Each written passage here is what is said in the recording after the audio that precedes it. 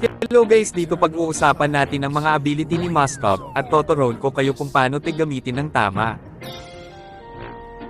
Ang first skill niya ay Abyss Walker na hindi naglalakad. Oh my God! Pag ginamit mo ay magkakaroon ka ng attack speed. Ang second niya ay Spear of Misery. Pag ginamit mo ito ay mas stun ang kalaban pag tumama sa pader o sa kasama niya at etc.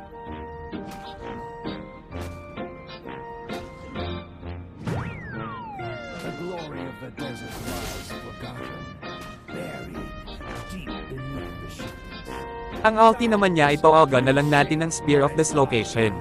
Di kasi makita.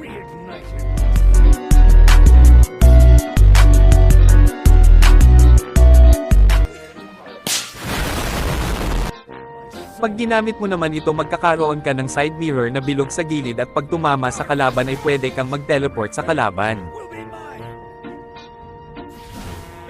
Take note guys, si Moskov ay may kakayahang batasin ang tagiliran mo pag tinabihan mo siya, kaya kung ako sa iyo wag ka na lang magtangkang manligaw sa kanya, baka mag-ultihan ka ni Moskov.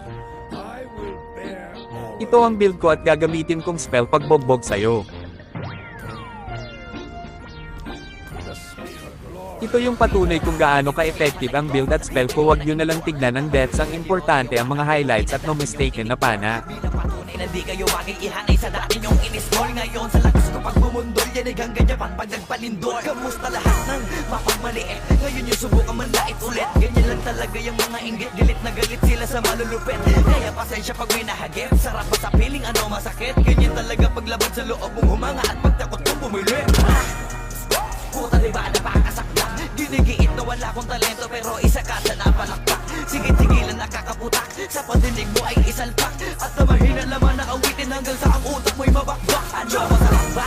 Nakakatawa lang lahat mga talangka. Pare-pareho na kinahiligan pero matagihilahan pababa. Dahil ba di matanggap na kinayo ko na lahat ng hindi nyo magawa. Parang hinamak nyo lamang ang karagatan na ang gamit ng ibang ka. Ibang ka na yata. Ibang ka na yata.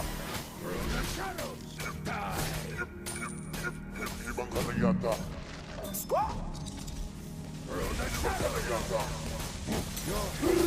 Lahat na may maling tono, makakababa na sa trono. Handa naman ako pakinggan kayo, wag nyo lang ako gawin bobo. Bueno, eto na ang malino na sagot ko sa napakalabong tanong ko. Bakit ako sumusulat o sa patunayan na hindi ako patabon? Alam nyo ba yun? Malamang hindi kasi hindi kayo alisto. Sa sobrang bulag nyo sa katotohanan, lahat kayo ay pinanisko. Hindi na uso dito palawakan ng koneksyon, kundi ka isasabi hasa malabong makakuha ng atensyon. Hindi ako nakipag-unahan pero bakit ako ang nasa harapan? Samantalang yun nasa pagtulak ng sa likuran, sila pa ang napag-iwanan. Ako ba ang dapat na alisin? O baka di pa di napansin? Kung totoosin ay mas malaging mo o galing palagi nagmamagaling. Lokohin nyo, lelang nyo, wala na kayong mauulol pa. Sa panahon na to sa listahan na mahusay ako ay nakaburda. Lahat pa hiya, walang hiya na ngayon yung matagal yun ang kinutya. Paano ba yung panahon ko naman dahil yung panahon nyo ay tapos na? Shout out to my boy Flo G. I'm gonna kill this shit right now.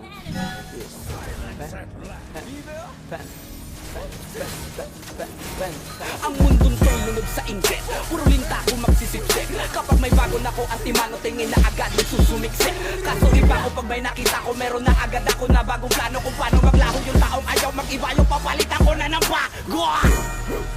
Kakatapos ko lang maturukan, ayoko na makipag-ululan. Gusto ko na kasi yung may kabuluhan. At bukod pa dyan, ayoko. Salamat nga pala sa mga solid supporter ko dyan. God blessed sa inyo.